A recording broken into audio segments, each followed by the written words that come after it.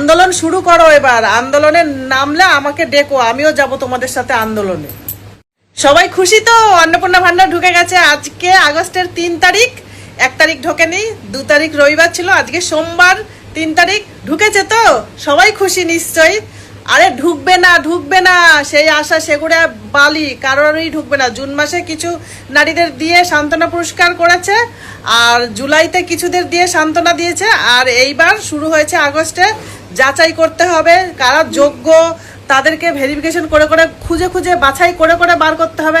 আরে একটা যোজনা দিতে গিয়ে প্রত্যেক মাসেই বাছাই করতে হবে, প্রত্যেক মাসেই যাচাই করতে হবে, প্রত্যেক মাসেই যোগ্যদের খুঁজে বার করতে হবে। তো আন্দোলন শুরু করো, এবার আন্দোলনে নামলে আমাকে ডেকো, আমিও যাব তোমাদের সাথে আন্দোলনে। 1 তারিখ, 2 তারিখ, 3 তারিখ, আজ 3 তারিখ, 3রা আগস্ট হয়ে গেল, কিন্তু এখনো পর্যন্ত অন্নপূর্ণা যোজনার টাকা অনেক মহিলার অ্যাকাউন্টেই ঢুকলো না। তাই আর ধৈর্য রাখা যাচ্ছে না। কি করেই বা ধৈর্য রাখবে বলুন? 3 মাস হয়ে গেল, কিন্তু একটা টাকাও অ্যাকাউন্টে ঢুকলো না। ঠিকঠাকভাবে পেলে এই টাকাটা 9,000 টাকা। এটা কি ছেড়ে দেওয়া যায়? সত্যি খুব দুঃখজনক ব্যাপার যে যারা পেলো তারা পেলো, যারা পেলো না তারা পেলো না। সরকার মহাশয় বলছিলেন যারা ভোট দেয়নি তারা কিন্তু বেশিরভাগটাই তারা পেয়ে গেছে, আর যারা ভোট দিয়েছে তাদের বেশিরভাগ জনই এখনো কিন্তু পায়নি। তাই মহিলারা আজ ভীষণ উত্তেজিত, ভীষণভাবে ক্ষিপ্ত।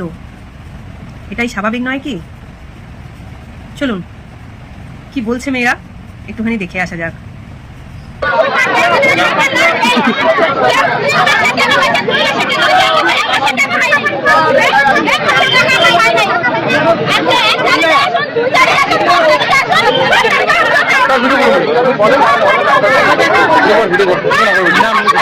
বলুন তো এদের রাগ করাটা কি স্বাভাবিক নয়?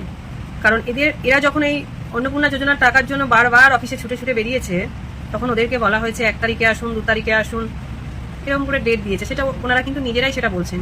তারপরেও যখন দেখছে 1 তারিখ 2 তারিখ পেরিয়ে গেল, টাকা আর অ্যাকাউন্টে ঢুকলো না, তাহলে তাদের উত্তেজনাটা কি নিশ্চয়ই ভুল কিছু না, স্বাভাবিক ব্যাপার। এই অন্নপূর্ণা যোজনার টাকাকে মানুষ হাতে পেয়ে এই টাকাটা নিয়ে যে কতটা মানুষ উপকৃত হয়েছে সেটা আমরা কিছু কিছু জনের কাছ থেকে কিছু কথা শুনলেই বুঝতে পারি। কেউ হয়তো কারোর বাচ্চার টিউশনের মাইনে এখান থেকে দেয়, কেউ স্কুলের ফিস দেয়, মানে বিভিন্ন জনের বিভিন্ন রকম এই টাকাটার উপরে একটা আশা রেখে কিছু একটা করার জন্য তারা এগিয়ে গিয়েছিল। সেখান থেকে গিয়ে আজকে সব কিছু থমকে গেছে। তাহলে তাদের অবস্থাটা কি হয়েছে? তারা আজকে কোথায় দাঁড়িয়ে আছে? এই টাকাটাকে সামনে রেখেই ওরা এত কিছু করবো ভেবেছিল, কিন্তু আজ যখন তাদের হাতে টাকাটা পৌঁছাচ্ছে না, তাদের অবস্থাটা একটু ভাবুন।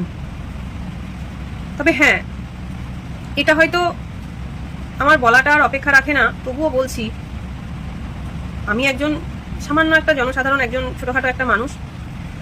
তো সরকারের কাছে হয়তো আমার এই কথাটা বলার অপেক্ষা রাখে না, কারণ উনি একজন সরকার, ওনারা এই কথাগুলো ওনাদের নিশ্চয়ই আগে থেকে আমার আগে ওনারা বুঝবেন। তবুও বলছি, এই সমস্যাটার একটা সমাধান আছে, যেটা হচ্ছে সবাই তো ন্যায্য অধিকার সবাইয়ের এই টাকাটার ওপর। যারা পেয়েছে, যারা পায়নি, যারা পেয়ে গেছে তারা পেয়ে গেছে, যারা পায়নি তারা কেন ছেড়ে দেবে? তাদেরকে যদি যেই মাসের টাকা তারা পায়নি সেই সমস্ত টাকা যদি এককালীন তাদের অ্যাকাউন্টে দিয়ে দেওয়া যায়, তাহলে হয়তো এই সমস্যাটা অনেকটাই সমাধান হয়ে যাবে। তাহলে এই মহিলারা যারা আজকে ভীষণভাবে উত্তেজিত, তাদের উত্তেজনাটা একটু কমবে, একটু কেন, পুরোটাই কমে যাবে। সরকার মহাশয় আজকে তাদের কাছে মহান হয়ে যাবে। শুধু এই একটি রাস্তা, যেহেতু এই টাকাটার সবাই সমান অধিকার আছে, তাই যারা পায়নি তাদেরকেও এই টাকাটা বুঝিয়ে দেওয়া হোক, তাহলেই সব সমস্যা আমার মনে হয় সমাধান হয়ে যাবে। আপনাদের কার কি মনে হচ্ছে, কার কি মত, সবটাই কমেন্টে জানাবেন আশা রাখছি। আর ভালো লাগলে বেশি বেশি করে শেয়ার করে দেবেন। আগস্ট মাসেও বাংলার মা বোনেদের অ্যাকাউন্টে অন্নপূর্ণা যোজনার টাকা ঢুকলো না।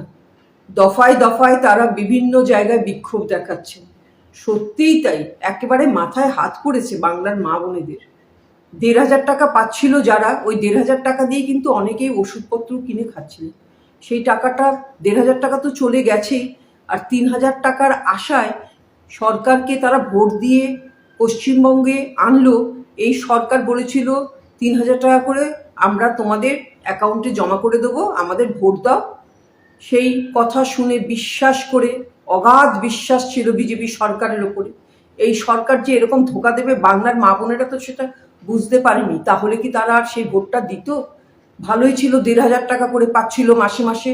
মানে এখন আমও গেল ছালাও গেল, 1,500 টাকা তো পাচ্ছেই না, 3,000 টাকা তো দূরের কথা।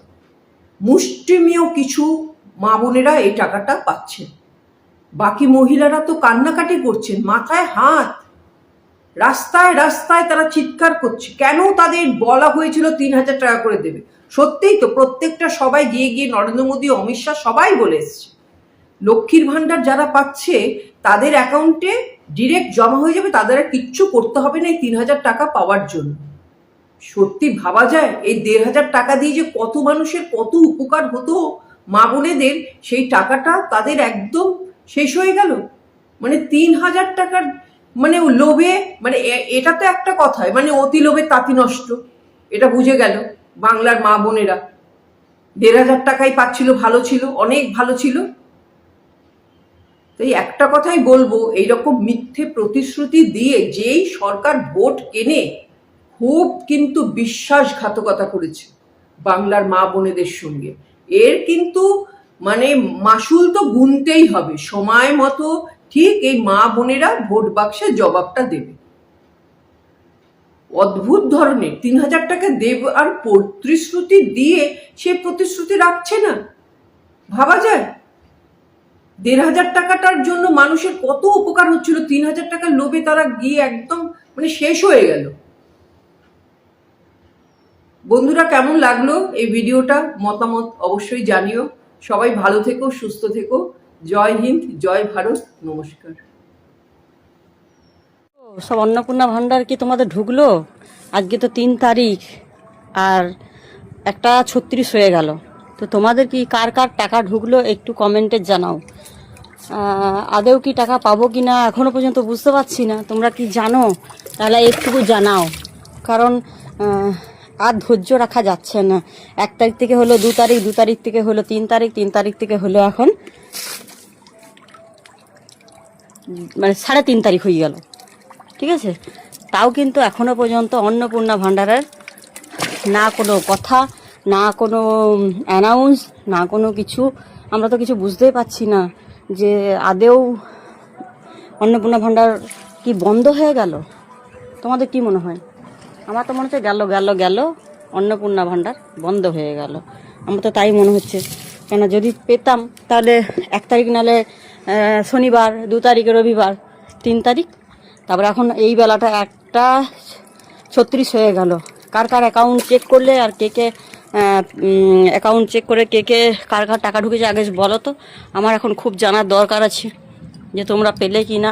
তোমরাও তো ধরো অধীর আগ্রহে তোমরাও তো বসে সারাটা 2 মাস ধরে বসে আছো। আর যারা আগের মাসে টাকা পেয়েছিলে তারা কি পেলে সেটা আগে বলো, যে আগের মাসে যারা টাকা যাদের ঢুকেছিল তাদের কি টাকা ঢুকলো?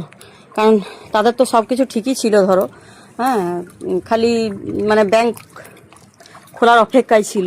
1 তারিখ 2 তারিখ বন্ধ ছিল, আজকে তো 1 তারিখ 2 তারিখ ছেড়ে আজকে 3 তারিখ, তাও হাফ বেলা হয়ে গেল। তো যাই হোক, তোমরা একটু আমাকে জানাও, খুব খুশি হব। আমরা প্রথম দিন থেকে বলে এসেছিলাম যে আমরা চাই যারাই লক্ষ্মীর ভান্ডার পাচ্ছে তারাই সবাই অন্নপূর্ণা পাবে। আমি সেই সময়তে মন্ত্রী ছিলাম, আমিও বলেছিলাম, আমার মাননীয় মুখ্যমন্ত্রীও বলেছিলেন। কিন্তু পরে দেখলাম যে যারা পেয়ে এসেছে লক্ষ্মীর ভান্ডার তারা অনেকে পুরুষ, আবার তারা অনেকে মহিলা যাদের পাওয়ার কথাই নয়, তারা ইনকাম ট্যাক্স দিচ্ছেন। সুতরাং তারপরেই কিছু নিয়ম আমরা চেঞ্জ করেছি। নিয়ম তাহলে আপনারাই চেঞ্জ করেছেন? এবার বুঝলাম। আচ্ছা, নিয়মটা কেন চেঞ্জ করেছেন? ওই পুরুষরা লক্ষ্মী ভান্ডার পেয়েছিলেন, সেই জন্য নিয়ম পাল্টে দিয়েছেন।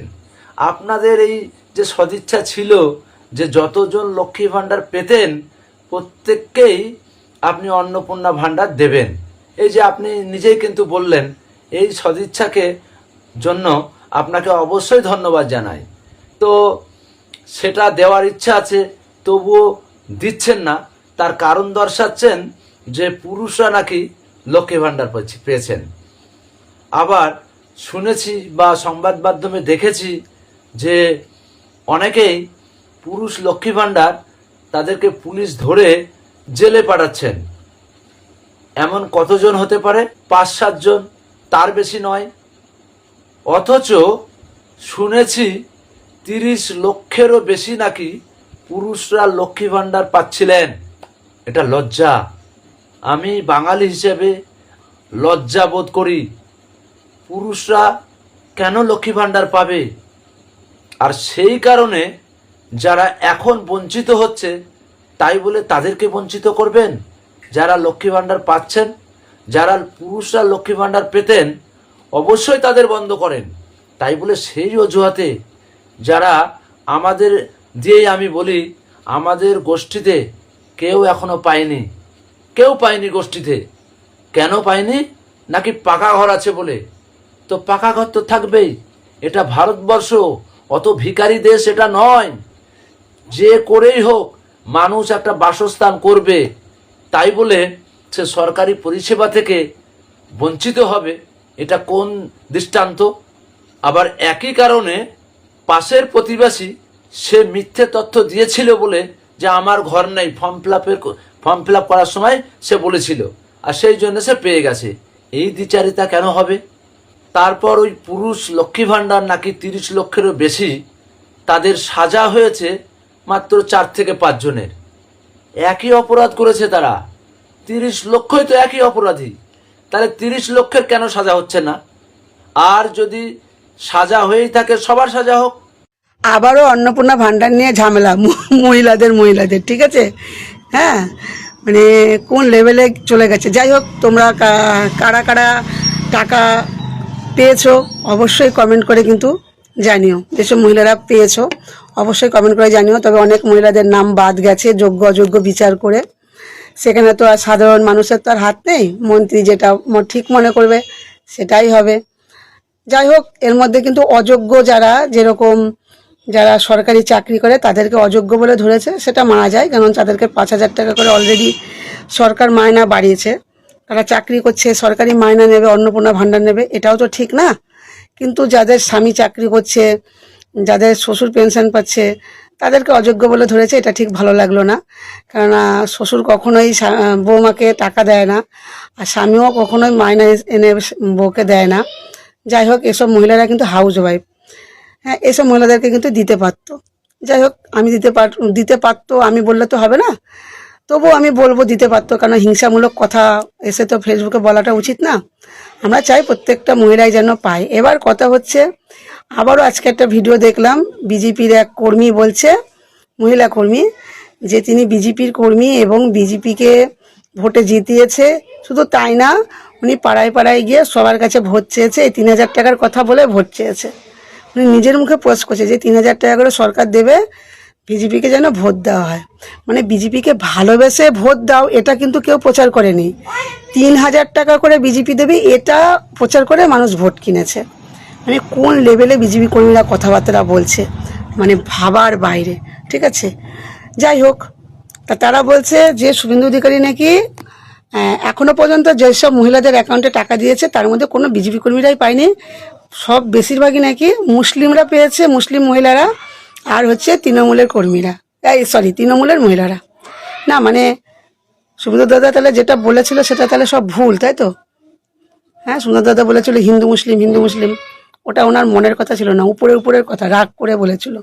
আরে তাই যদি না হয়, আজকে দেখো মুসলিমদের ভালোবাসে দেখেই তো মুসলিম মহিলাদের অ্যাকাউন্টে 3,000 টাকা করে দিয়েছে। আমি মুসলিম মহিলাদেরকে বলছি, বোন দিদিদেরকে বলছি, অবশ্যই কিন্তু শুভেন্দু অধিকারী মহাশয়কে কিন্তু ধন্যবাদ জানিও বড় করে একটা।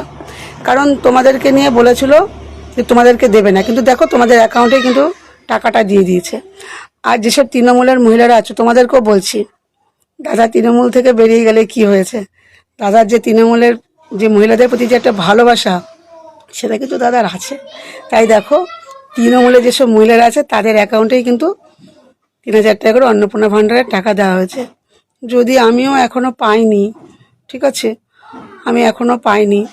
তা যাই হোক, অবশ্যই পাবো। আমাকে একজন জিজ্ঞেস করেছিল তুমি কি টাকা পেয়েছো, আমি তাকে বলেছিলাম হ্যাঁ পেয়েছি, আজকেই পেয়েছি। তা যাই হোক, টাকা আমি পাইনি এখনো।